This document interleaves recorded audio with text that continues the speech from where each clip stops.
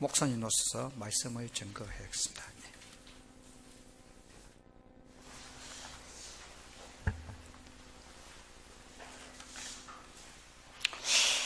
어떤 사람이 시카고 거리를 가고 있었습니다. 십자가에 달리신 예수님을 아름답게 그린 그림이 하나 있었습니다. 얼마나 생생하게 그려져 있든지 황홀하게 그 그림을 바라보고 있었습니다. 그런데 한 개구장이 소년이 그 아저씨 옆에 오더니, 아저씨, 저게 무슨 그림이신지 아십니까? 라고 물었습니다. 그랬더니 그 아저씨가 무슨 그림인지 잘 모르겠는데, 그렇게 하니까, 예, 저기 저 그림은요, 가운데 서 있는 저 사람은 예수님이고요, 그 옆에 서 있는 사람들은 로마 병정이고요. 그러면서 한참 설명을 했습니다. 그리고 저기 울고 있는 저 여자는 예수님의 어머니 마리아입니다. 이렇게 얘기를 하고, 하도 기특하게 얘기를 잘하니까 아저씨가 한번 쓰다듬어 주었습니다. 그리고 이제 아저씨가 길을 가고 있는데 좀 있으니까 종종 걸음으로 달려오는 소리가 납니다. 보니까 아까 자기에게 설명을 해주었던 그 아이가 뛰어오는 겁니다. 그리고 와서 하는 말이, 아저씨, 내가 하나 놓쳤어요. 그런데요, 저기 저 예수님은요, 십자가에 달리셨다가 부활하셨어요. 그 아이 전하는 얘기가 얼마나 멋집니까?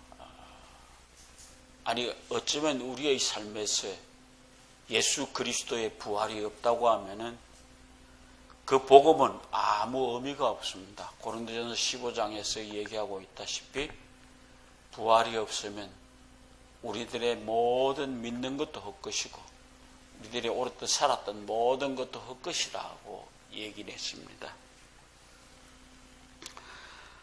좀 더 말하면 부활이 빠진 복음은 껍데기입니다.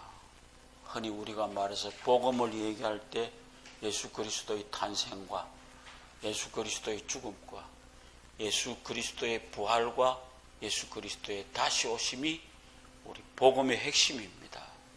그런데 그 속에서 부활이 빠졌다고 한번 생각해 보십시오. 그건 이루 말할 수 없는 비극이요, 그것은 복음으로서 가치가 없는 것이다 라고 하는 것입니다. 좀 더 생각해 보십시오. 만약에 그 부활이 없다고 하면 우리의 부활도 헛것이 될 겁니다. 그러니까 우리의 부활도 반드시 있어야 되는 것입니다. 그런 것을 우리가 생각해 볼 때 부활의 의미를 다시 한번 생각해야 되지 않겠는가라고 하는 생각을 합니다.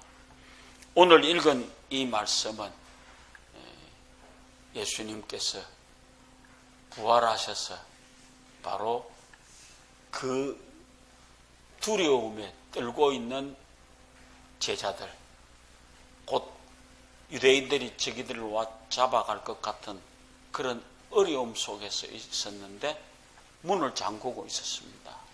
그런데 문을 잠그고 있는 그들에게 예수님이 나타나셨습니다. 그리고 예수님께서 세 가지 중요한 얘기를 말씀해 주셨습니다. 오늘 이 말씀 속에서 부활하신 주님이 우리에게도 주시는 세 가지 선물의 말씀을 우리 한번 생각해 보고자 합니다. 첫째로 예수님께서 저희 가운데 서서 가라사대 너희에게 평강이 있을지어다. 첫째로 평강을 빌어 주었습니다. 한번 생각해 보십시오.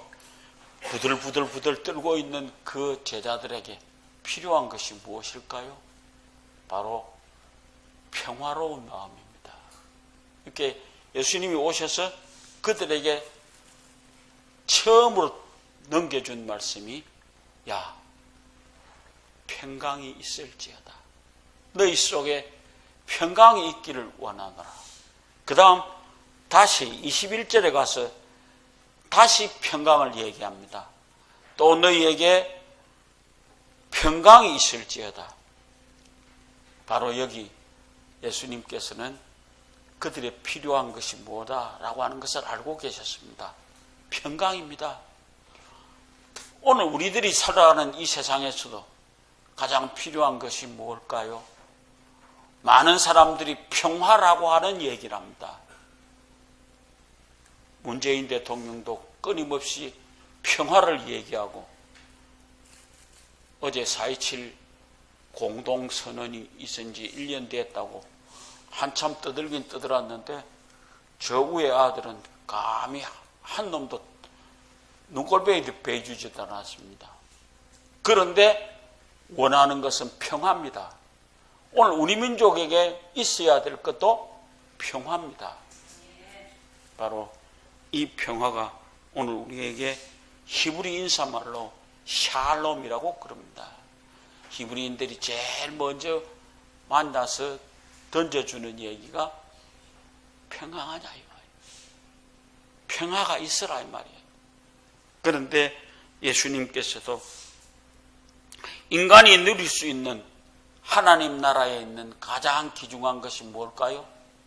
하나님이 평강을 나누어 주셨습니다. 오늘 아침에도 여러분들에게 나타나신 예수님은 이 평강을 베풀어 주십니다.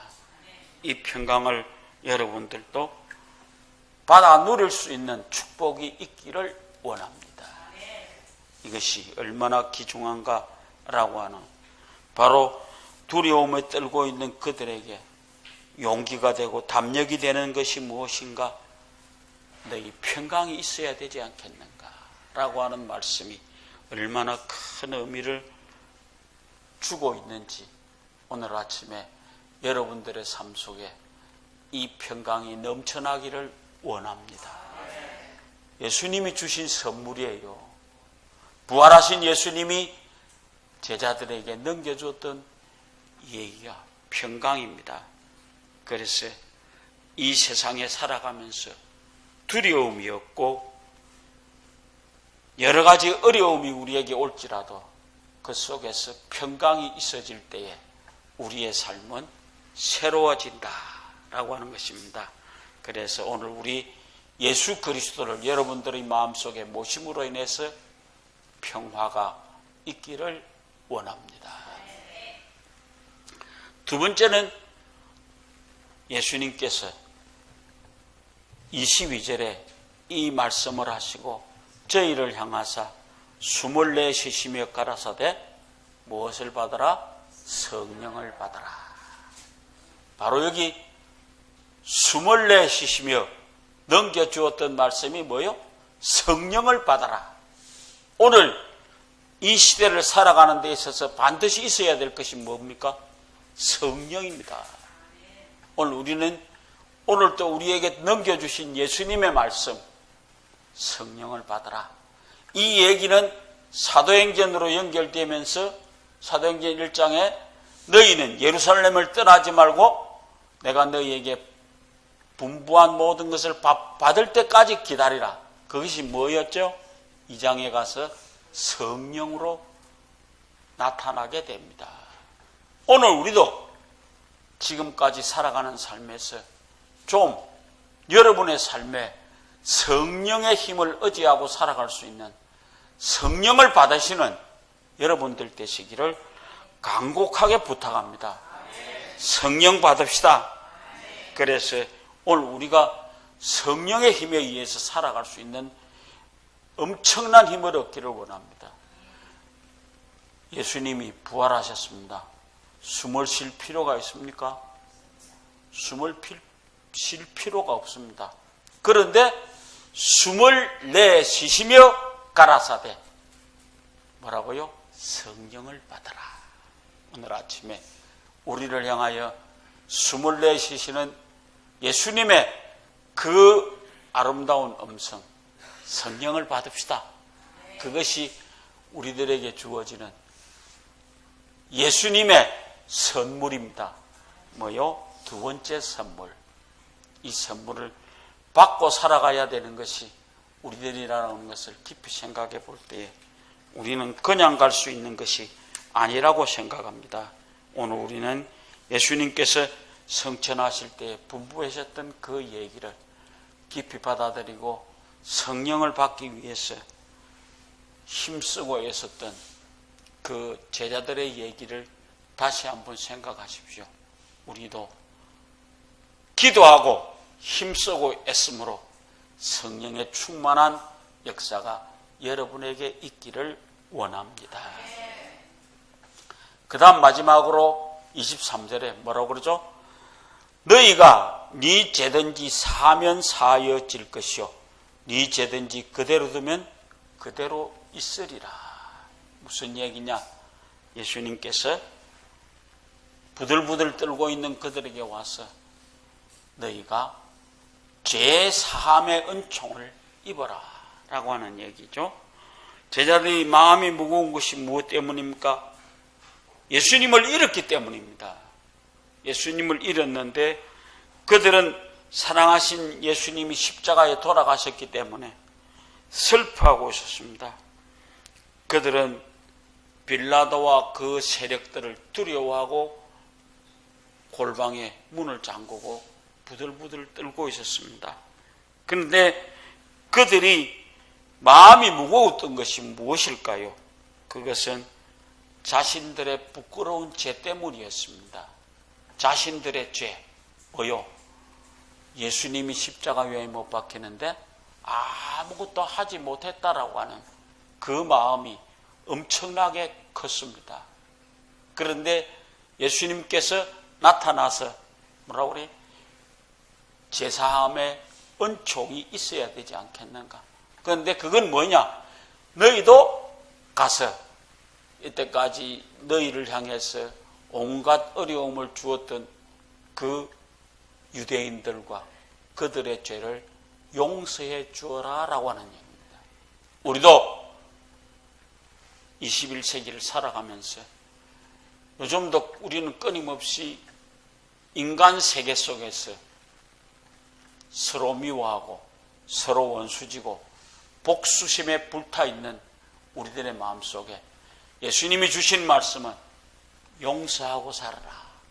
그것을 예수님은 십자가 위에서 친히 몸소 모범을 보이셨습니다. 자기를 십자가 위에 못 박았던 그 많은 제사장들과 많은 로마 군인들을 아버지, 저들은 자기들이 하는 죄를 무엇인지 알지 못하고 안 합니다. 용서해 주시옵소서. 오늘 우리는 주기도문을 열심히 해옵니다. 우리가 우리에게 죄 지은 자를 사하여 준 것 같이 우리 죄를 사하여 주시옵소서라. 우리 진짜로 나가서 이웃의 어려움을, 이웃의 잘못을 용서할 수 있는 뜨거운 마음이 여러분들의 있기를 원합니다. 그래서 네 죄든지 사하면 사함을 받는다, 사함을 해줄 수 있다라고 하는 것이 그대로 두면 그대로 있다고 하는 거예요. 그러면 우리가 해야 할 일은 뭡니까? 여러 가지 나하고 어긋나졌고 나에게 못된 짓 했던 사람 용서해 줄 수 있는 마음을 가지시기를 원합니다. 부활절을 만나는 여러분들, 조금 더 우리는 이 세상 속에 살아가면서 다른 사람과 다른 것이 무언가라고 하는 것을 다시 한번 생각해 보시길 바랍니다. 성령의 충만함을 받음으로 인해서 우리가 영적 전쟁에서 승리할 수 있고, 그리고 늘 시험에 잘 들고 상처 잘 받고 쉽게 낙심하고 절망하는 그런 어려움 속에 사는 여러분들, 성령의 충만함으로 인해서 모든 것을 해결받고 살기를 원합니다. 다시 한번 생각합니다. 뭐를 주셨다고? 첫째로 평강을 주셨다고. 대한민국이 가장 원하는 것이 뭡니까? 평화입니다. 누가 아무리 무슨 소리를 하든 이 민족에게 가장 필요한 것은 평화입니다. 그 다음 한국 교회에 가장 필요한 것이 뭡니까? 성령입니다. 오늘 제가 담임 목사 코너에 그런 얘기를 했습니다만 우리는 부활을 얘기합니다. 그러나 우리 속에 부활이 없습니다. 안 그래요? 부활을 믿습니까? 부활을 못 믿는 사람이에요. 그러기에 우리는 부활을 믿으시기를 바랍니다. 그것이 우리에게 있어야 되지 않겠는가요? 그리고 가장 중요한 것, 우리는 성령의 충만함으로 오늘 이 시대를 살아갑시다. 한국교회가 성령의 충만함의 역사를 이루어 가야 되지 않겠는가? 마지막에 얘기가 뭡니까? 네 죄든지 사해주면 사함을 그 사람이 사하여질 것이고 그대로 두면 그대로 둘 것이다. 여러분, 한국교회가 지금도 이 사회를 위해서 기독교라는 소리를 들으면서 살아가는 이유가 뭔 줄 알아요? 저것끼리만 살거든요. 저것끼리는 아주 잘 삽니다. 예수 제이들끼리는 아무 어려움 없이 삽니다. 그러나 세상 사회를 향하는 베풀 줄 아는데 너무 부족합니다. 제가 이번 부활절일 베풀면서 내가 느꼈던 것이 뭡니까? 떡을 나누어 주는데 많은 사람들이 고맙다고 했습니다. 이거 여기 와서 지금 이제 한 서너 번째 이런 일을 하는데 사직동에 있을 때는 우리는 그저 지나가면 다 알았습니다. 그러나 여기 와서는 이제 부활절 한번, 성탄절 한번, 오늘 이번 부활절 한번 세 번을 나누어 주었습니다. 그러면서 많은 사람들이 교회가 우리에게 뭔가를 하는구나라고 하는 얘기를 했고요. 제가 매번 추석 한번, 크리스마스 한번 동사무소에다가 돈을 갖다 주었습니다. 그때 무엇이 많이 복잡했습니다. 뭐 이름 써놓고 가시고 뭐 하고 하면 저기 북구 신문에 난다던데. 아니 나는 가만히 그냥 교회 목사니까 내가 나누어 주기 위해서 왔습니다. 그러므로 될 수 있으면 청소년들에게 이 돈이 쓰여졌으면 좋겠습니다. 그 이야기만 하고 왔습니다. 나누어 주는데 조그마한 교회가 자기 힘을 다해서 나누어 준다라고 하는 것은 분명하게 이 동네 사람들에게 뭔가 넘겨주게 있을 겁니다. 우리 함께 예수님이 주신 세 가지 선물 잘 기억하십시오. 그래서 이번 부활절을 통해서 여러분 속에 평화가 있기를 원합니다. 성령 받기를 원합니다. 그리고 남을 용서하며 사는 아름다운 삶이 이루어지시기를 주의 이름으로 부탁을 드립니다. 사랑이 많으신 하나님 아버지,